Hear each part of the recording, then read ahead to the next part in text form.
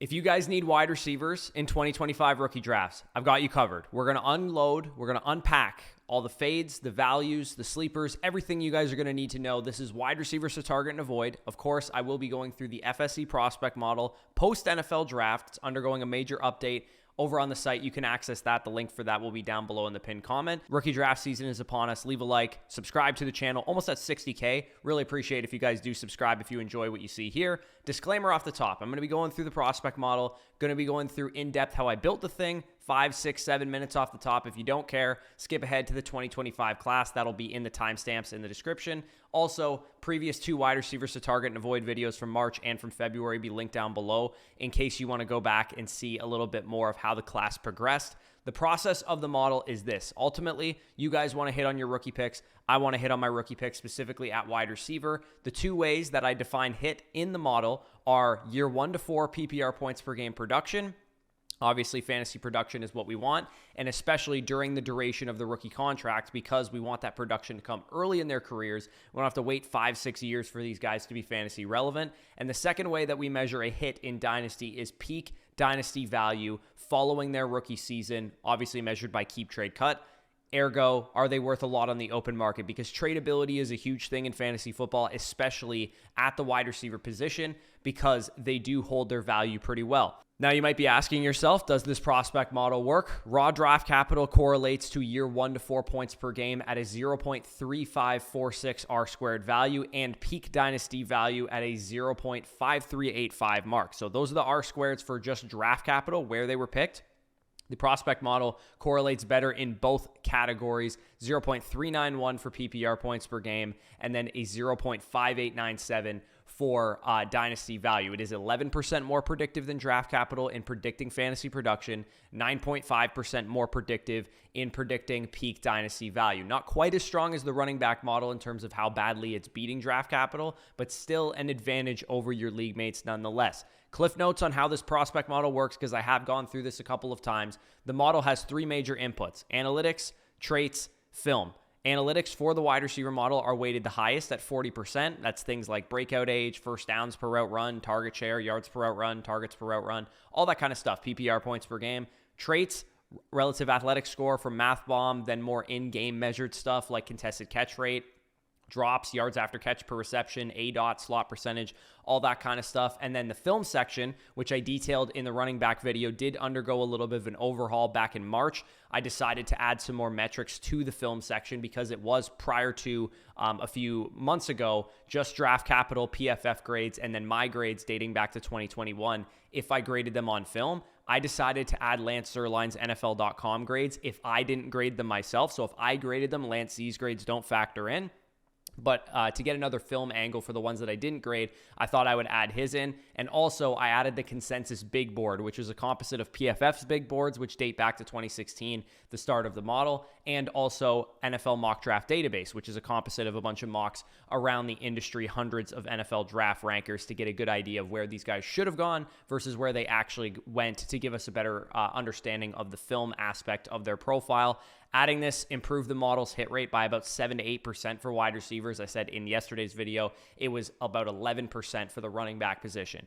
Each metric's thresholds were calculated using a trend line. So this is how the model works basically in practice. Basically, if we're solving for 15 plus point per game wide receivers, guys who peaked as like top 24 wide receivers on the open market, we would filter out wide receivers that did that basically and work backwards from there. For example, the average best season target share for wide receivers that hit both of those marks, 15 plus point per game season, and peaked at least as a top 24 wide receiver on the open market, was about 25%. In their best season, they had a target share of about 25%. So we make a trend line of 25%, and then we grade them on a curve based on that 25%. You'll get the full credit for achieving a 30% target share of 3%, then 2.5% for basically hitting that 25% mark, so on and so forth. And that's what I did for every single metric, culminating in the overall 100% grade. From there, They're bucketed based on their FSC grade. So if they had a 45% grade, they'd be a fodder prospect, a 60% grade, a wide receiver 3 upside prospect.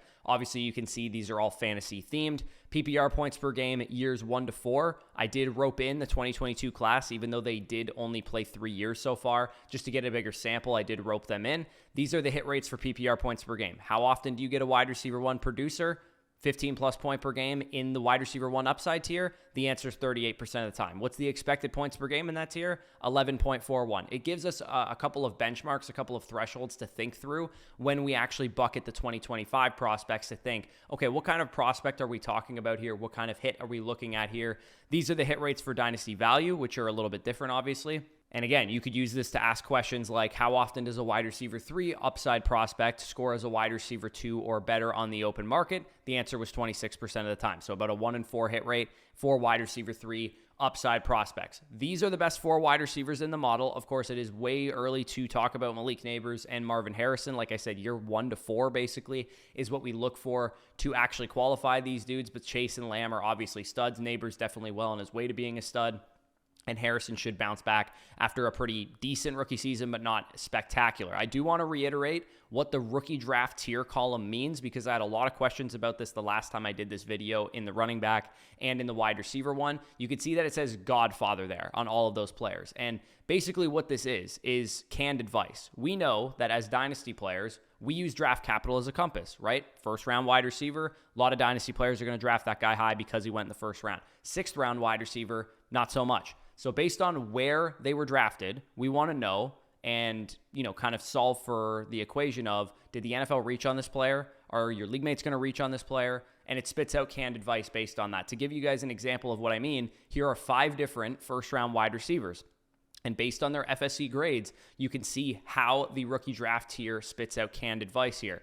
Obviously, Malik Neighbors, the highest graded prospect in the model. Godfather offer not to draft him. Jackson Smith-Njigba, wide receiver 1 upside prospect who went in the first round. Smash pick there. Chris Olave, solid wide receiver 2 upside prospect, over 75% grade. Solid pick where he was going in rookie drafts. Jameson Williams, a little bit more of a risky pick based on his grade relative to his first round draft capital. And Kadarius Toney, obviously a reach in the NFL in the first round. And accordingly, he has a little bit of inflated ADP on the open market. And that's why you should have been avoiding him back in 2021 rookie drafts. So now you should understand kind of how this thing works for the most part. You get graded on a curve for a top fantasy wide receiver for each trait. That grade culminates into your overall grade, your FSC grade. Then you get placed into a bucket, maybe you're wide receiver 1 upside, maybe wide receiver 2 upside, etc. And then you get a rookie draft tier based on your FSC grade and where you were drafted. That canned advice that I just went through. How to use this information in case you do want to actually tinker with this stuff, you can. Everything I'm about to show you in this model is viewable over on the Prospects tab on Flock Fantasy, and the snippets that I'm going to put in the video here are actually viewable in our draft guide as well. Flockfantasy.com, link down below in the pinned comment. You can ask the prospect model questions, basically like, want to see how many wide receivers have a 8.5 RAS score who went in the first round and posted 3+ yards per route run in their best season? Boom, you can do that here. You can see Malik Neighbors, Marvin Harrison, Jamar Chase, Emeka Egbuka in this year's class. Make sure, if you guys do want to tinker with the prospect model, use the promo code FSE, sign up annually to save 6 months. In addition to all this data, you will get our draft guide, which has been fully updated post-draft. Top 50 rankings for 1 quarterback for Superflex, the grades, all the prospect player cards have been updated with where they were drafted and specific advice related to that. All of our Dynasty and rookie rankings up to date as well. A free team review, a free buy-sell hold report when you sign up annually with the promo code FSE, and our Dynasty trade value charts will be coming very, very soon. Tons more bonus content there. So now let's get into the 2025 class. Now, if you skipped ahead to this part, basically, I really want to reiterate that these are not my rankings. These are not my rankings. These are the model's rankings, and obviously mine are going to be heavily influenced by the model because it's my model and I built it. But there is a little bit of disagreement right at the very beginning of it because there are no league winner prospects in this model. There's no Chase, there's no Lamb, there's no Malik Neighbors, there's no Marvin Harrison caliber prospect. The number 1 prospect in the model is a wide receiver 1 upside prospect. Wide receiver 1 upside prospects hit 15+ point per game seasons 38% of the time, as you guys can see above me. Wide receiver 2 production about 77% of the time, and they peak as wide receiver 2s or better on the open market in Dynasty about 57% of the time. So just over a 50% hit rate. Wide receiver 1 in the model, not for me, is Tetairoa McMillan of the Carolina Panthers, who went 8th overall in the draft.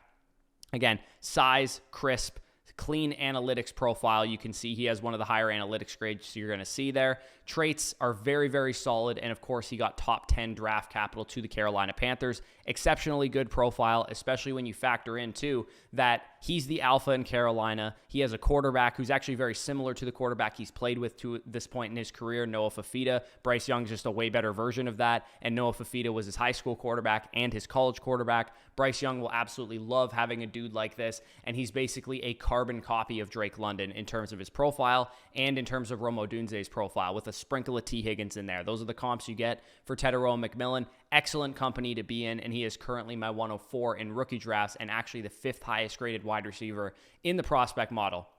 Now, the reason he's not the wide receiver 1 for me in the class has nothing to do with Tet McMillan, but everything to do with Travis Hunter, who played cornerback first in college. We get a lot of crap in the comment section for talking up Travis Hunter a little bit too much, but I just want to contextualize how absolutely absurd it is that Travis Hunter ranks this highly in the model with these comps that you guys can see on the screen, while running sub 50% of the routes for his first 2 years of college, only being a full-time receiver as a junior, and even in his junior year, absurdly only running out of 3, 4, and 5 wide receiver sets with other NFL wide receivers on the field. Jimmy Horn was drafted in the 6th round. LeJontay Wester was drafted in the 6th round. Will Shepard, a priority UDFA.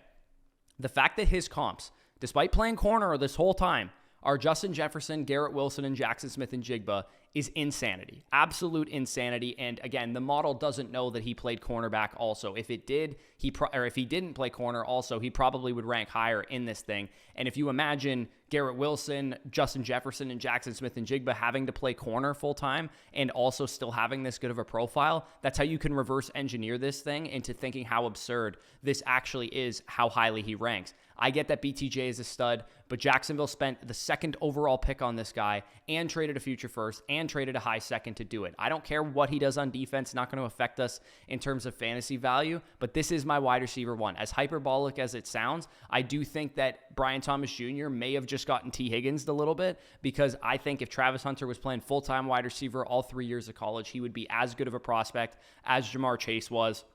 The film is absurd. The profile is absurd. He gets to an offensive-minded head coach in Liam Cohen, who is creative enough to deploy him properly and has already come out and said he is going to play wide receiver first, wide receiver primarily. If he has problems, has trouble, has durability issues, cardio issues, whatever, trying to play corner as well, he will be a wide receiver primarily and mix in more on defense. They've already come out and said that. So for me, I'm comfortable taking Travis Hunter 102 in drafts, just behind Ash and Genty. If you don't want to take him that high, I get it, but I'm going to do it. I'm going to be taking the risk on him. I think the risk is worth the reward. And worst case scenario, he should be off the board 103 after Amarian Hampton, maybe 104 after Tet McMillan if you're really a conservative drafter. So those top 2 guys, going to be highly valued rookie picks. Let's move into the number 3 receiver in the prospect model, which is Emeka Egbuka. Really similar comps for Emeka Egbuka to Travis Hunter. Garrett Wilson, Jackson Smith-Njigba, and Jerry Jeudy. My thoughts on Emeka Egbuka I've kind of made clear already as a Bucs fan, but Evans is 32. Godwin's 29.5 coming off of ankle surgery. Next year, the Bucs probably would have needed a wide receiver in the draft. For those of you guys that follow college football, we don't really have that good of a wide receiver class next year. So I think that we're getting a pretty good situation here, where you get him now, you let him develop behind those 2 studs in year 1, and year 2, wheels up, man. Jackson Smith-Njigba, Rome Odunze, CeeDee Lamb. We've seen this before. We've seen NFL teams plan ahead at this position, and I think Emeka Egbuka is exactly the type of player that if you're in a deep rebuild and you're on the board at 107, 108 or whatever, you take a guy like Emeka Egbuka. He's not going to score you a whole lot of fantasy points year 1, but you're going to feel great about the asset that you're investing in. Some people might be thinking right now, I'm not going to draft Emeka Egbuka. Why don't I just buy him low after his rookie season? That's fair. If you're in a casual league, you'll be able to get away with that. The leagues that I play in, the leagues that probably a lot of you guys play in, people understand when they select Emeka Egbuka this year that they're probably not going to be in that position where they're going to be looking to sell after year 1. If Emeka Egbuka has a 700, 800, 900 yard rookie season, looked good in flashes, has good underlying metrics, yards per route run, things of that nature, you're not just going to be able to buy him for nothing because the manager is reactive and didn't get a wide receiver one season right away out of the guy. If you're in a casual league, maybe. If you're in a sharper league, you probably won't be able to. The bottom line is this kid had a very stellar profile and absolutely did not have it easy in college despite having a good profile. He had to compete with Jeremiah Smith this year and Carnell Tate, who might be one of the best receivers in next year's class. Jackson Smith-Njigba, Marvin Harrison Jr. last year and in 2022, plus in 2021, Garrett Wilson, Chris Olave, Jackson Smith-Njigba, a 5-star prospect coming out of high school, goes in the first round of the NFL draft. One of the humblest, most well-spoken dudes I've ever seen as a Buccaneers fan. Despite that, he still shines in the model. Best comps are his former teammates, Jackson Smith-Njigba, Garrett Wilson, and Jerry Jeudy, all of which who had to compete with other talented receivers themselves.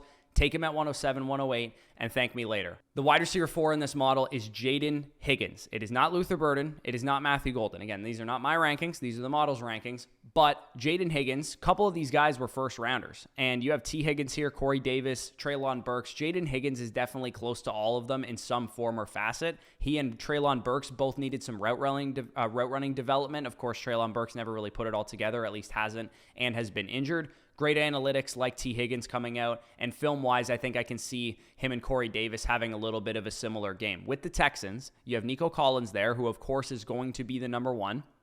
And he will demand attention. He has speed. He'll demand, safety coverage over the top and that kind of thing. And number 1 cornerbacks. It should be easy pickings for Jayden Higgins early on in his career underneath. I think he can work as a big slot, as a Z receiver, whatever they need him to do. He's going to be able to feast off the fact that Tank Dell is injured and is probably going to miss most of this year. His teammate Jalen Knoll, who he already outproduced once and can definitely do again, is also joining him. And Christian Kirk is a fine player, but I think Jayden Higgins, if he hits, can absolutely out-earn him in targets. Get excited about Jayden Higgins. This is a great, great landing spot. You got the number 2 outside wide receiver for a 23-year-old quarterback who's an absolute stud in CJ Stroud. Really, really high capital, top 35 capital, basically the same as T. Higgins had coming out of college as well. Feel really good about what Jayden Higgins represents. Wide receiver 5 in the model, closing this tier out, is Luther Burden. And full disclosure, I do have Matthew Golden ranked above both of these guys. I have him ranked over Jayden Higgins and over Luther Burden. We'll talk about him at number 7 when we go through this. I'm ecstatic that Burden got this bad landing spot because similar to Emeka Egbuka, only to a lesser extent because he was a second-round pick and the guys ahead of him on the depth chart aren't really old like they are with Emeka Egbuka, I do think that this depth chart could clear up. DJ Moore, there's kind of some whispers that Ben Johnson may be not super happy with him. Rome Odunze, of course, is a great young player that I believe in. They, of course, took Colston Loveland with the 10th overall pick at tight end. They still have Cole Kmet. They still have some running backs who can catch the ball. I still like it for Luther Burden, honestly. Like, I do think going into the draft process, I was not excited about Luther Burden because I figured he was going to go 107, 108, 109, and I just didn't want to spend that high of a pick on him because I think there's some risk to his profile. But now because of this landing spot, you're able to get him 112, 201, 202, 203, and at that point in time, I'm going to buy into the wide receiver 1 upside profile. You could see DJ Moore, Jerry Jeudy, Treylon Burks, and Rashad Bateman as some of his biggest comparisons. And I do think because of the bad landing spot, if you're a rebuilding team, definitely good to take a swing on Luther Burden. In the NFL, you never know what's going to change. Ben Johnson's a great offensive coach, man. If anybody can get the best out of Luther Burden, it's probably him. Caleb Williams presumably should be a great quarterback if he's able to take the step. It should be a great offense that you're going to want pieces of. So, moving into wide receiver 6 in the model, we have Tre Harris, wide receiver formerly of Ole Miss, now of the Los Angeles Chargers with the 55th overall pick in the NFL draft. I love the comps here because this is exactly what I think of Tre Harris. I think he could be anywhere between Keon Coleman, Michael Pittman, and N'Keal Harry. This is a perfect low, medium, high-end range of outcomes for him. The model does like all of these guys, relatively speaking. He may be wide receiver 6 in the model, but I do have him wide receiver 8 post-NFL draft in the class because I had a bit of issues with his film. I think the landing spot is a little bit overblown. I see people really excited about this landing spot because, oh, it's the Chargers. He's tethered to Justin Herbert. They don't really have a number 2 receiver.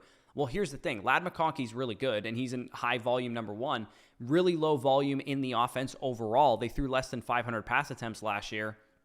Quentin Johnston's a functional number 3 receiver in the NFL who's still getting better, I would say, too, and is actually basically the same age as Tre Harris. And Mike Williams is probably going to keep him off the field for part of year 1 because he's a veteran. He's been on the team before. He can stretch the field. And I would actually say Tre Harris and Mike Williams play about the same role, too. He's got a good shot to become a solid player, so I don't want to rip on Tre Harris too much here. I just think he needed some development coming out of school. And the bright side is we saw this coaching staff take QJ and bring him up a peg, right? He was terrible as a rookie. They turned him into a functional wide receiver last year. I think I just prefer the other guys in this range. I definitely prefer Matthew Golden, who I'll talk about in a second. Definitely prefer Kyle Williams of the Patriots. And you could talk me into Jack Bech from the Las Vegas Raiders as well. Wide receiver 7 in the model is Matthew Golden. Of course, he is my wide receiver 4 in the class in terms of my actual rankings, how I would draft him in a rookie draft, and I'd feel comfortable spending the 109, 110, 111 on him. Henry Ruggs ought to scare the crap out of some people for his prospect comps. The good news is he's closest in line analytically, traits, and film-wise to Ladd McConkey. And all of these guys listed here, profiles required some context. If you think of Henry Ruggs, a lot of great talent there. We'll never know what would have happened to him because he decided to be a knucklehead.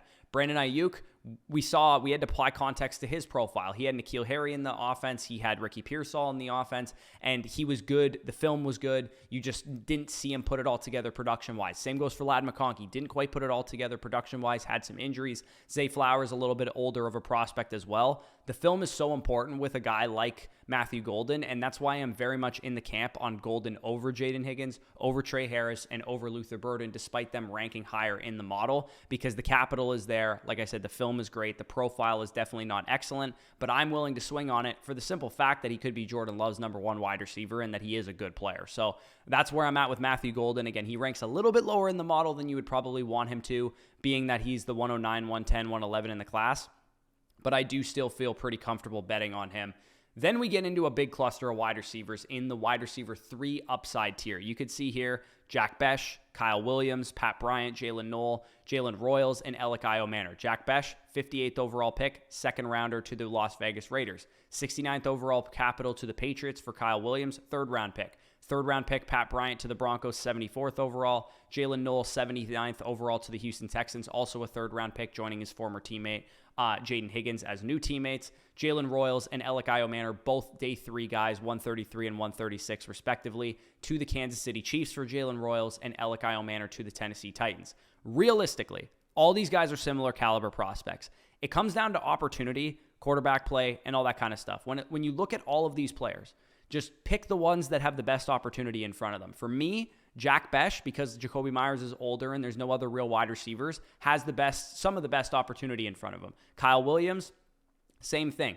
There is no real good wide receivers there outside of Diggs. Diggs is coming off of a torn ACL, and Drake May is a great quarterback who I want to be tethered to long term. Even Pat Bryant. I mean, Cortland Sutton's really all they have at wide receiver. Marvin Mims, Troy Franklin, we're still waiting to see what we need to see from them. And then Elikayo Manor, who may be my favorite value of all these wide receivers. So if we're talking wide receivers to target, Elikayo Manor is going to be undervalued in a lot of your rookie drafts that you can get in the third round, and he projects just as good as Jack Bech and Kyle Williams, who will probably be mid-second round picks, and I obviously liked him a lot going into the NFL draft. I had him wide receiver 7. All of these guys that I just talked about could be number 2s or better right away. And if you think of Io Manor, Kyle Williams, Bech, and Pat Bryant, all of the number 1s ahead of them are like older, coming off of injuries, things of that nature. So there's a chance that they could develop into just more than number 2s right away. They could be more than that in the long term. When it comes to Jalen Knoll, a little bit more crowded. You got Christian Kirk there to take away that slot role, which is what Knoll needs to play. Higgins and Collins are outside wide receivers, and Tank Dell's still lurking around as well. So very crowded room for Jalen Knoll. Kind of wish he would have went to a different team like the Cowboys or something like that, but we'll have to wait and see. He's still a decent prospect to take swings on, probably more of a long-term play. Same goes for Jalen Royals. Rashee Rice is there, but he's probably coming off of an injury and also probably going to get suspended. Xavier Worthy, Marquise Brown, Travis Kelce, a little bit of a crowded room there, but I do like him as a long-term mainstay. You can see some of the comps there. Jack Bech anywhere between Michael Thomas and Jalen Polk. That's a pretty wide range of outcomes, but I do think those are apt comparisons. Kyle Williams anywhere between like a Jaden Reed, Adonai Mitchell, Dante Pettis type. Pat Bryant more of like a De'Ami Brown, Michael Gallup type in terms of his profile. Jalen Knoll kind of like a Brian Edwards, Traquan Smith kind of profile there. Jalen Royals kind of also like Jaden Reed as well, also like Dante Pettis, also like De'Ami Brown. And then Elikayo Manor, I mean, you don't have to squint too hard to see him looking a lot like Amon-Ra St. Brown there with high analytic grades, pretty good traits, and then also just falling to day 3 when he shouldn't have. There was no chance that Alec Iomanner should have been a 4th round pick. He should have been a 2nd or a 3rd rounder, and it's exactly what I said about Amon-Ra in 2021, and he ended up hitting big. So Alec Iomanner are going to be one of my biggest targets in this video for sure. He may even be on the thumbnail of this video. Wide receiver 3 upside prospects. Remember, all these guys, wide receiver 3 upside prospects, they hit at about a 33% rate. Keep in mind, too, that this is higher than flex play caliber running backs. So some of the big running backs that we all expected to be in the 3rd round, Devin Neal, Damian Martinez, Jayden Blue, all these guys that we were expecting just hammer out in the 3rd round. I mean, given the capital that these wide receivers saw relative to those running backs who mainly fell to like the 5th to the 7th round, you don't have to squint too hard to say that maybe you should be taking these wide receivers higher than the running backs when 2 months ago, if you asked me this, I would have said hammer the running backs in the 3rd round. We just didn't get very good landing spots or draft capital from the running backs, and it's kind of going to hurt them a little bit to the point that they're more late 3rd round, hammer them in the 4th round kind of guys. You don't want to be passing on Iomanner. You don't want to be passing on Royals and Pat Bryant and Kyle Williams and Jack Besh in the mid-2nd to early to mid-3rd round, in my opinion. That's where you probably want to be taking these guys. The NFL collectively decided to hate all the running backs in this class. Dart throw prospects at the wide receiver position. Then we can close this one out with the waiver wire and other stuff. Ty Felton, 102nd overall pick to the Minnesota Vikings. He was the end of the 3rd round pick. Torrey Horton, 166th pick to the Seattle Seahawks, round 5 pick. Tez Johnson, 235th pick to the Tampa Bay Buccaneers. Obviously, we took Emeka Egbuka in the 1st round, and he's already in a crowded wide receiver core with Jayden McMillan, Mike Evans, and Chris Godwin. Ty Felton kind of comps to like a Josh Reynolds type, maybe an Antonio Callaway. Torrey Horton kind of like a Jalen McMillan, Khalil Shakir, maybe even a sprinkle of Puka Nacua in there. I'm not going to say he's Puka Nacua, but profile-wise, it's not that far off. And then Tez Johnson, probably like a Jacob Cowing, Isaiah Ford caliber of prospect there. So Horton is definitely my favorite of this group because I thought he was the best one pre-draft. And I do think, and I suspect that part of why he fell to the 5th round was medical. I think he probably would have went in the 2nd or the 3rd round if he didn't have a knee surgery and ankle issues and whatnot towards the back half of his college career. So Torrey Horton, I feel pretty good about. For the Seahawks, too, you think about it. You got JSN there, Cooper Kupp, who's kind of washed and injury prone at this point in time. Torrey Horton is immediately the 3rd receiver in that offense and could be the 2nd receiver in that offense long term. He's also one of the only guys in that offense that can play on the outside with JSN and Cooper Kupp, both being slot receivers at this point. Waiver wire prospects, these guys are probably not very good. I mean, the hit rates are really low. You guys can see them above me. Savion Williams, the fact that he was a 3rd rounder and still is a waiver wire prospect means that he's just not good. He was overdrafted. The NFL reached on him. Same goes for Shamir DK, Dante Thornton, who are both 4th rounders. They shouldn't have been picked that high. They were 6th, 7th round talents, and they went in the 4th round. Keandre Lambert-Smith, Ricky White, both late day 3 picks, who I think are semi-interesting if you guys are late in the 4th round or priority UDFAs that you want to stash at the end of your taxi squad. Lambert-Smith going to the Chargers, I think, is pretty interesting, and Ricky White going to the Seahawks because, like I said, even after Torrey Horton, there's nobody else behind them on the depth chart. Xavier Restrepo fell because of his 40. I mean, he ran a 4.8 at his pro day. He goes undrafted, but the good news is he's back with his college quarterback in Tennessee. And I would say he's going to be a big-time taxi squash stash of mine because he was a wide receiver 3 upside prospect when he was projected top 75 capital, top 100 capital. I would say this is like this year's Jalen Coker, a 3rd-round prospect who goes undrafted unexpectedly. And I would say Xavier Restrepo kind of fits the bill for that. The whole class makeup, you guys can see everything here. And one thing I do want to point out really quick, you might be wondering where Issac TeSlaa is because he was actually a 3rd-round pick to the Lions, and I haven't mentioned his name yet. Well, he is now officially the worst 3rd-round wide receiver in the history of the model, beating out Velus Jones, Trey Tucker, and Michael Wilson as the only, Velus Jones, Tucker, and TeSlaa, the only fodder prospects to be drafted on day 2, and Velus Jones and TeSlaa, the only ones to be drafted in the top 75. So not a good makeup for Issac TeSlaa. He was way overdrafted by the Lions. Not only did they pay a 70th pick for him, they also gave up a bunch of futures to go and trade up for him. But the whole class makeup is 5 wide receiver 1 upside prospects, 2 wide receiver 2 upside prospects, 6 wide receiver 3 upside prospects, 3 flex plays, some waiver wire, and some fodder. In terms of like how good this class is, it actually materialized to be better than we thought. You guys might have thought going into this offseason, the way that people talked about this wide receiver class, that we didn't have anybody good in it. Because Hunter is playing wide receiver full-time, or it looks like he's going to, it's definitely a better class now. And even because of what the draft capital situation was for the other guys, I think the class saw a big upgrade. Like, you compare this, the best comparable class, this class to another class is 2022. And you can see that at the top, like it's almost better. You have more wide receiver 1 upside prospects, less wide receiver 2 upside prospects, but because there's more wide receiver 1 upside prospects, there's more wide receiver 3 upside prospects.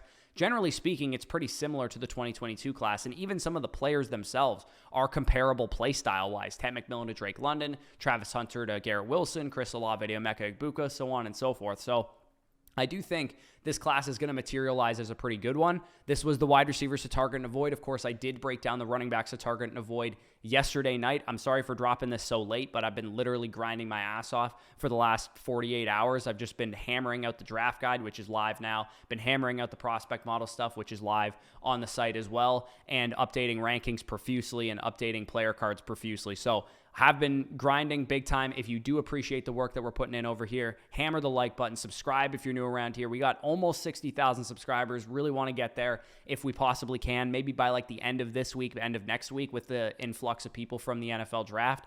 Like I said, wide receiver version was this one. Running back version was yesterday's video. We'll have the tight ends to target and avoid in tomorrow's video, and we're going to be doing some super flex mocks, some one quarterback mocks, rookie draft mistakes, sleepers, all that stuff. You're going to want to keep it tapped in right here. Don't go anywhere. We have you covered the whole duration of your rookie draft prep, especially if you have a draft on like Saturday of next week. You're going to be covered all week with content, 2 videos a day. If you want to tinker with the prospects, like I said, head on over to the flockfantasy.com, which is linked down below in the pinned comment. Sign up using promo code FSE. You get to use the prospect information, use all the prospect model stuff to get our rankings, to get our draft guide, to get, of course, our trade value charts, which will undergo a big time update probably tomorrow or the next day. I would say that'll be live.